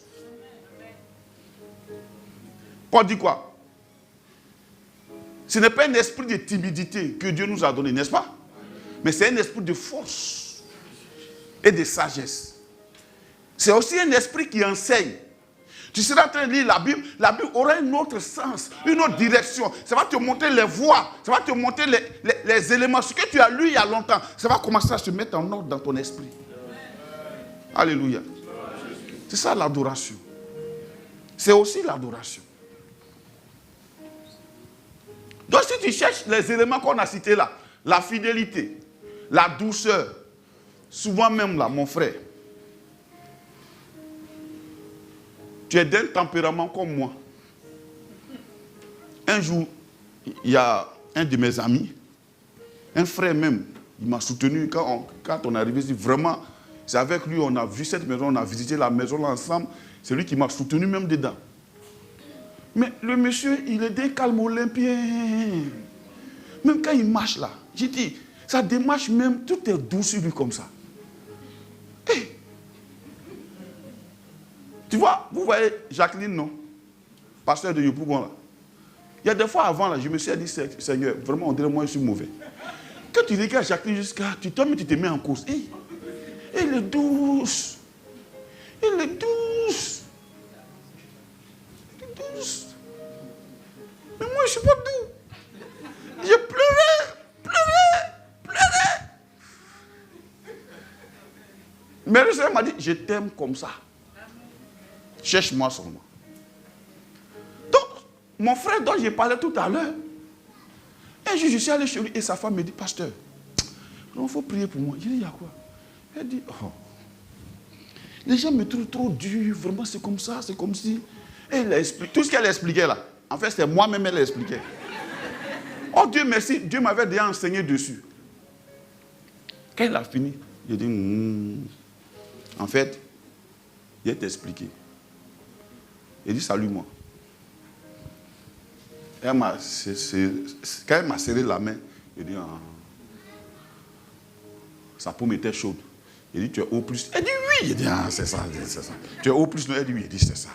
Ça commence par là d'abord. On a continué à échanger. Il dit, en fait, ce n'est pas que tu es dur. C'est la richesse de l'excellence. Les gens qui sont excellents ne s'accommodent pas à ce qui est moyen. C'est ton problème qui est là. Parce que tu te demandes pourquoi les autres, mais ils ne comprennent pas. Ce qui est évident comme ça, pourquoi ils ne comprennent pas ça comme ça? Et ça t'énerve. Mais ton mari, lui, il comprend les gens. Vous voyez un peu? Elle a pris son temps à m'écouter jusqu'à... Il dit, tu fais quel travail? Elle dit DRH. Il dit, mais c'est ton poste même qui est là. Vous voyez un peu? Est-ce qu'elle a péché? Donc souvent, dans notre formation, quand on est parti à Agaï Institute, ils ont fait une description de nos différentes natures. Moi, je suis dominant. Vous voyez, voilà. Elle est sanguine, non? Quelque chose comme ça. Tu vois, les sanguins, ils aiment la paix. Ils aiment la paix, vraiment la paix, quoi. Vraiment, il ne faut pas forcer les gens. La paix, voilà, ok.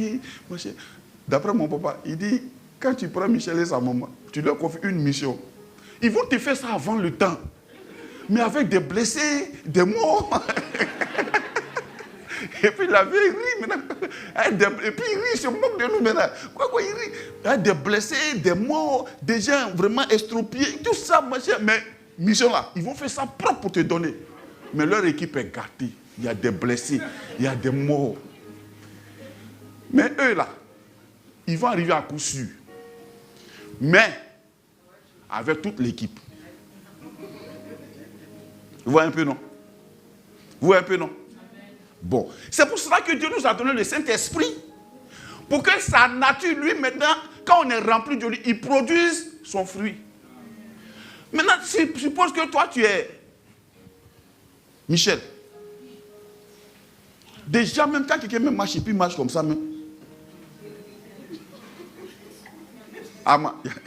Mais marche. Mais moi, quand il marche, il faut que j'aille vite. Je suis pressé, il n'y a pas le temps. Tu es assis, lève-toi en partie. On dit quoi, ça va? Amen. Amen. Quand tu viens, puis tu es moins. Il y a quoi? Il y a quoi? Oh. Mais je ne vais pas te faire ça pour dire. On dit quoi? Ça va un peu? Tu as mangé hier? Il faut aller voir maman. Il va venir me voir. Ça ne marche pas. Si je dois regarder maman, je vais me tuer. C'est moteur et un radiateur qui font couple, qui font voiture. Donc, si tu as besoin de froid, va voir radiateur. Moi, j'ai besoin des gens, on s'en va seulement. Et souvent, je peux te demander ce que moi je pense, et je pense que tu devais penser comme ça. Je vois que vous me comprenez maintenant. Ça veut dire que je peux être assis là, et puis croire que, mais pourquoi Fabrice n'a pas pensé à ça? Mais Fabrice n'a pas vu. Il n'a pas vu. Mais moi, je ne peux pas m'imaginer qu'il est passé par là, le baffle était là, comment il a fait pour ne pas voir ça et qu'il n'a pas bien placé.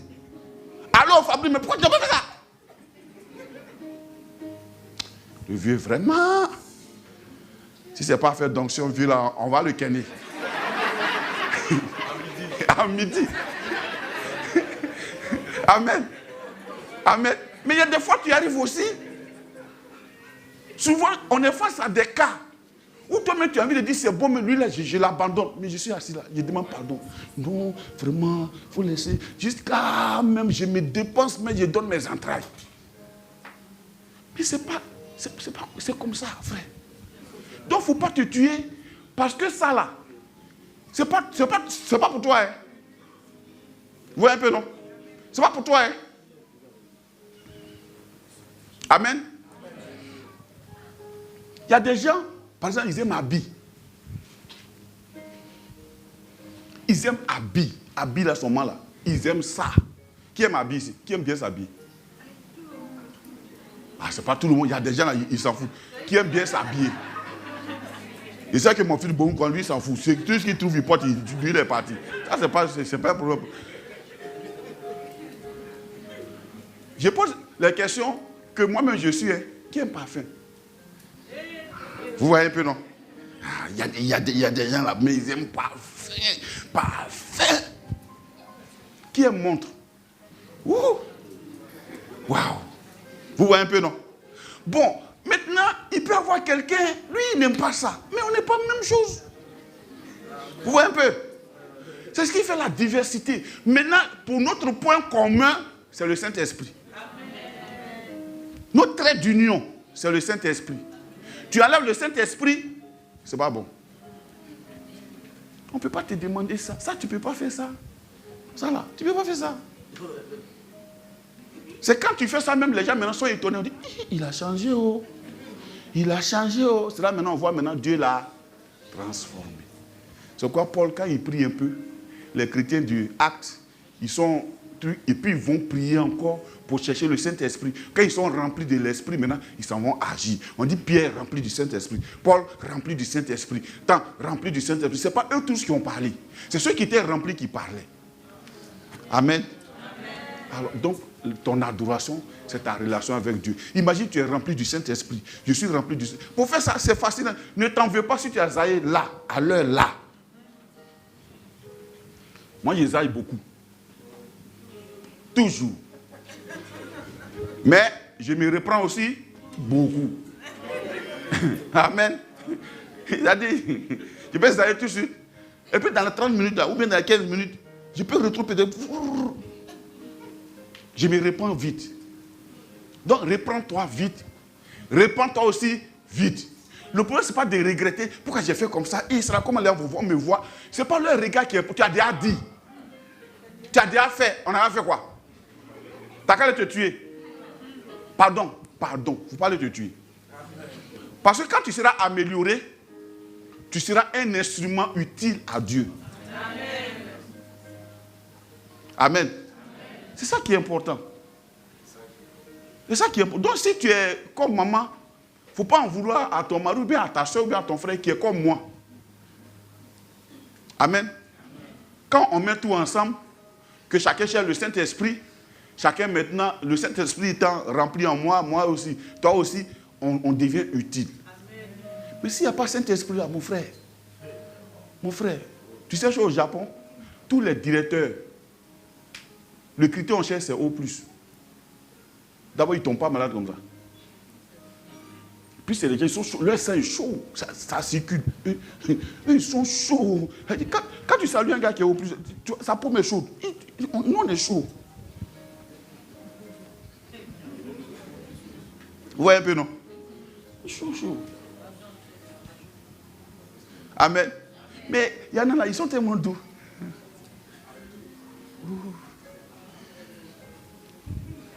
D'autres sont au plus et puis sont doux. Ça, c'est le caractère, ça n'a rien à voir avec le groupe sanguin. D'autres sont au plus et puis sont doux. Tu vas les voir, ils ont un problème. Hein. En fait, en réalité, c'est ça qui est le problème. Il laisse ça là et puis il vient se tuer ici.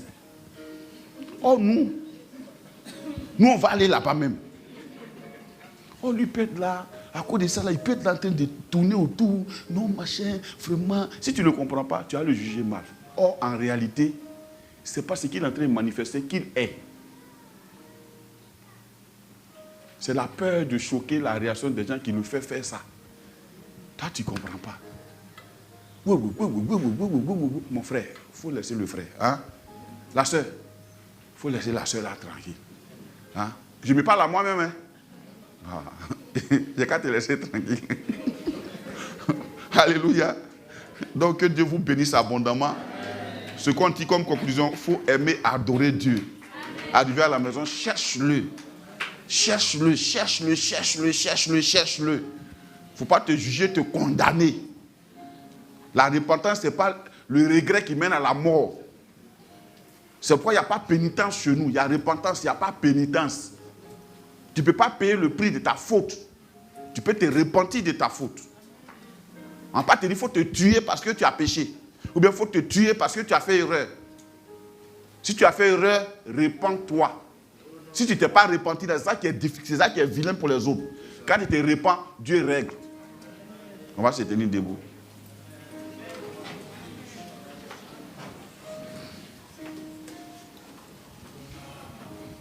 Combien Dieu est grand, chantons-le, combien Dieu est grand, tous verront combien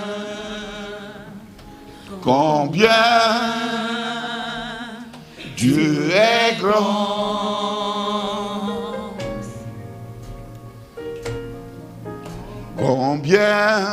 combien Dieu est grand, tous chantons-le combien Dieu est grand, tous verront combien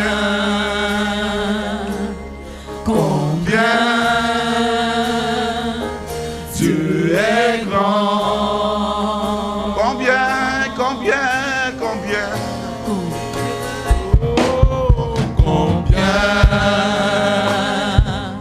Dieu est grand, chantons-le combien Dieu est grand, tous verront combien Dieu est grand, combien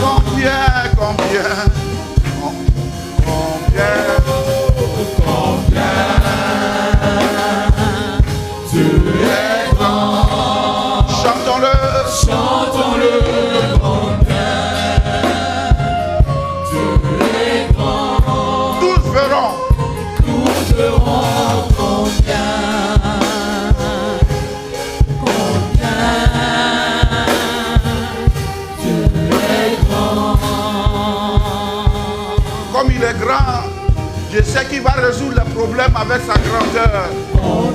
Oui, il est grand. Il est grand. Il va nous parfaire par sa grandeur. C'est lui qui va nous parfaire. Dieu est grand. Tous verront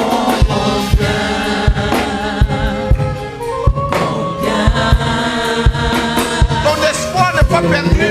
Mon espoir n'est pas perdu. Alors je mets mes yeux sur la grandeur de Dieu. Je mets mon regard sur celui qui est grand. Chantons-le. Celui qui peut purifier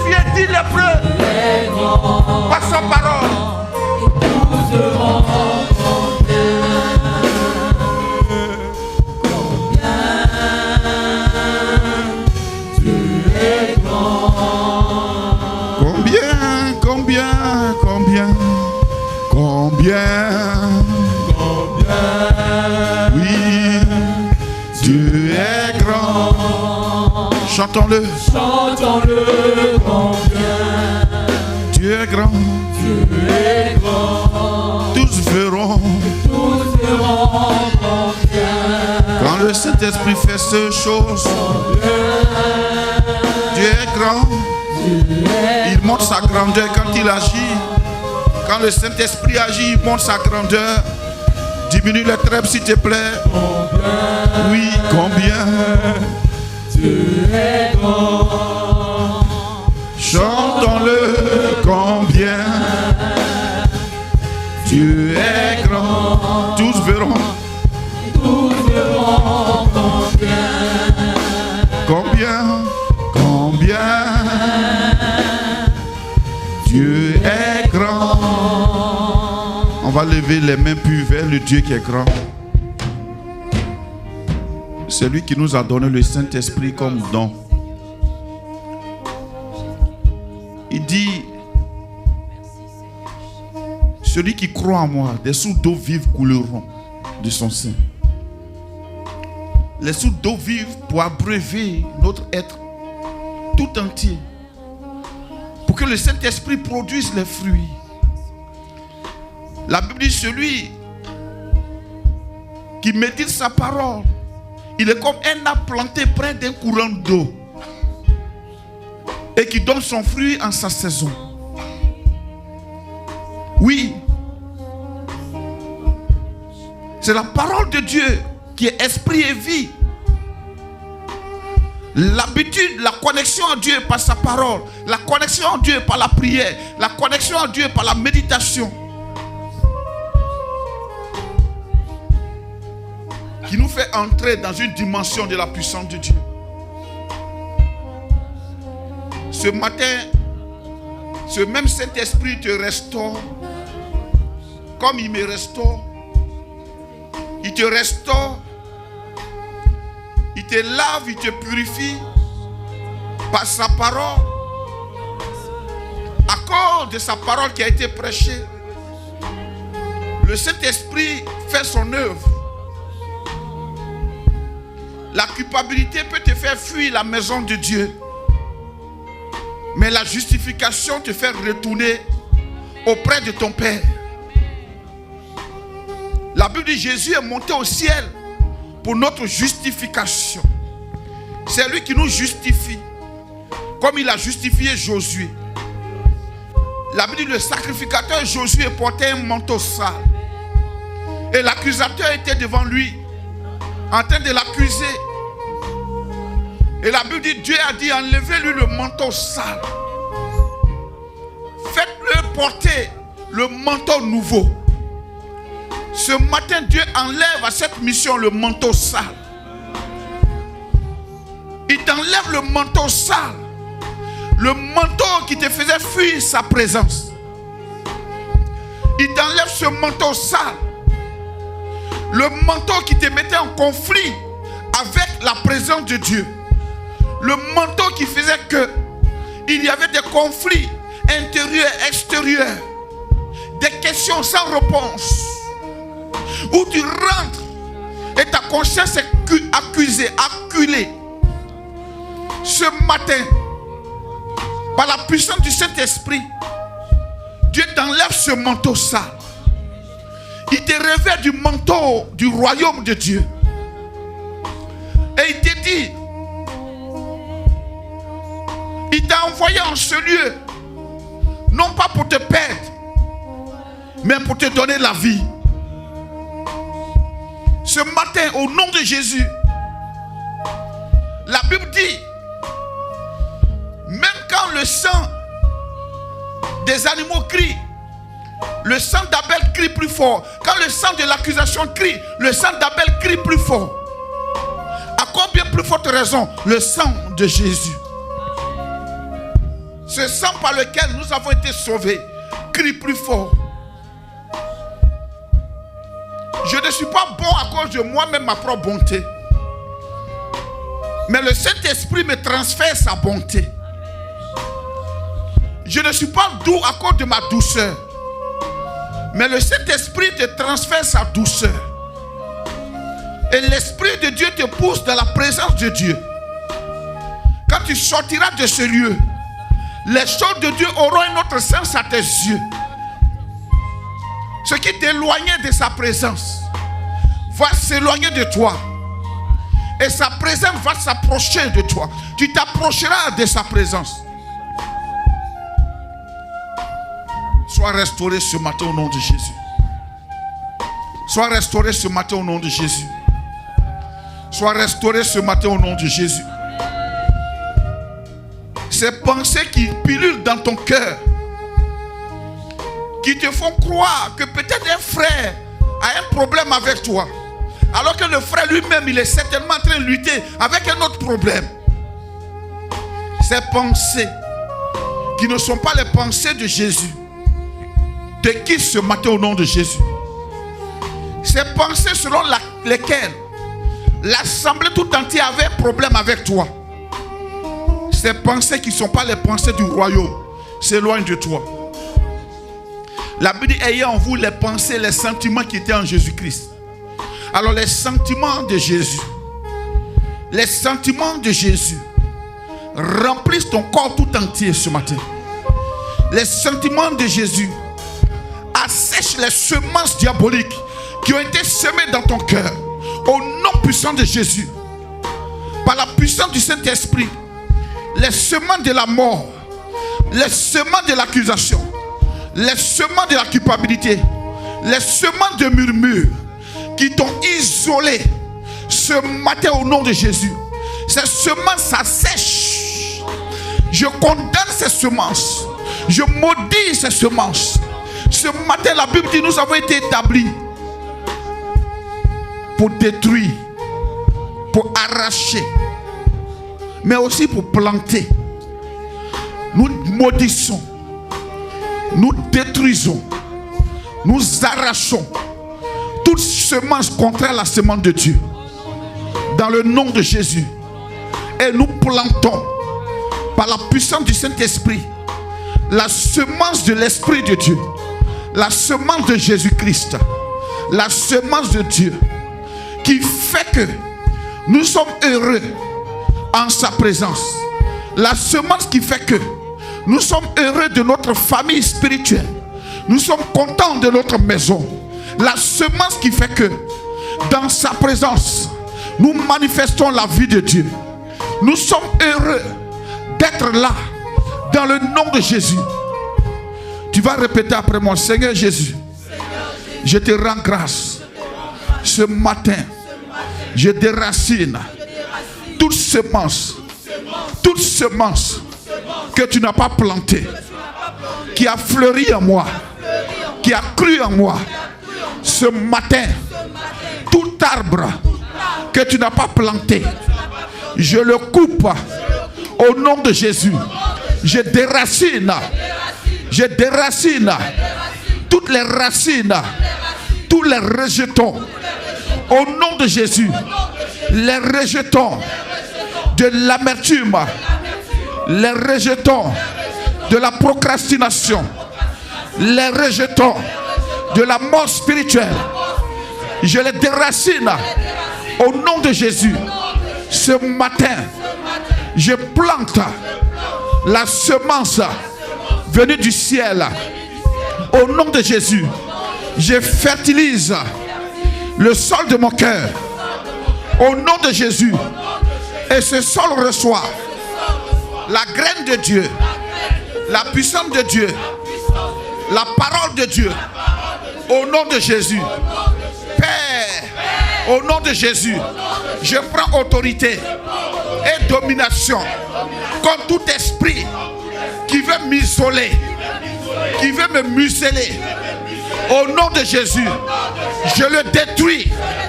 Je le détruis et je le chasse de ma vie. Au nom de Jésus, je bouche toute ouverture des paroles méchantes.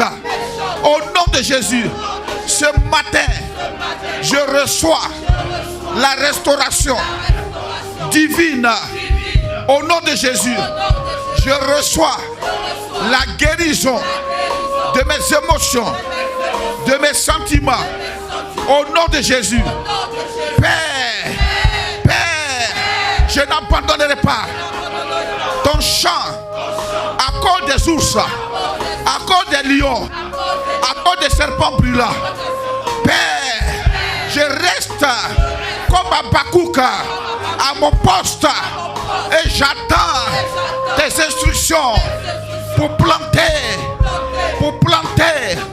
pour agir au nom de Jésus. Père, Père, je suis là. Envoie-moi comme un guerrier. Tu m'as planté en ce lieu pour être un instrument de soutien, un instrument de soutien, de grâce au nom de Jésus. Père, tu m'entretiens à cause de ton nom.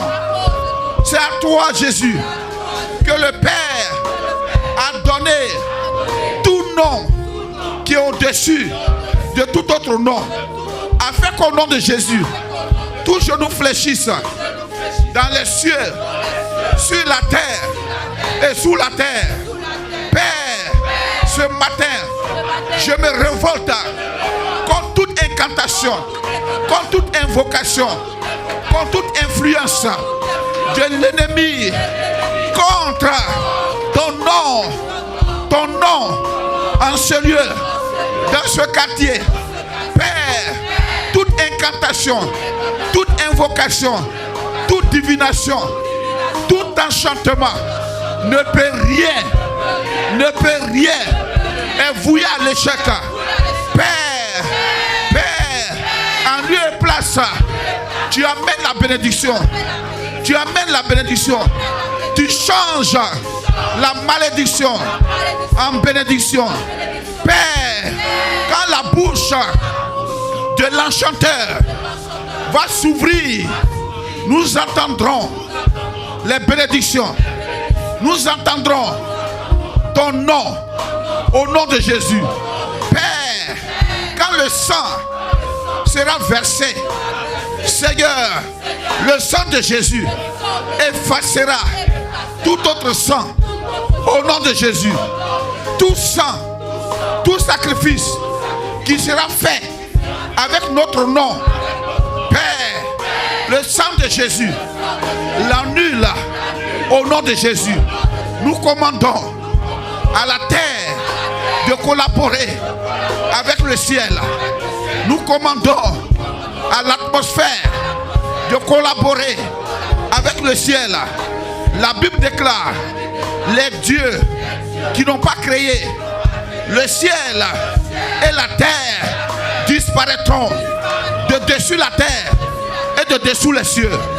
Père, à cause de ton nom, tout Dieu qui n'a pas créé le ciel et la terre, tout démon, tout esprit impur qui s'est levé, qui s'est dressé, tout agent du royaume des ténèbres qui s'est dressé contre ce lieu, contre notre adoration, Père, nous envoyons la confusion, le feu au nom de Jésus. Par le feu, par le tonnerre, nous détruisons leurs œuvres, leurs incantations, leurs impréments au nom de Jésus. Père, toute bouche qui s'est ouverte contre nous, nous la condamnons au nom de Jésus. Père, c'est l'héritage des saints, c'est l'héritage de tes enfants. Père, ce matin, nous proclamons la restauration. Tu as dit, un parmi nous poursuivra 1000 et 10 poursuivront 10 000. Père, c'est notre héritage. Aujourd'hui, en ADS, qu'on soit jeune, qu'on soit vieux, qu'on soit enfant, un parmi nous poursuivra 1000, 10 poursuivront 10 000. Au nom de Jésus, au nom de Jésus, Père, nos greniers, nos affaires, nos postes, notre travail sera sécurisé par la main de l'Esprit de Dieu. Au nom de Jésus. Amen. Amen. Amen. Amen.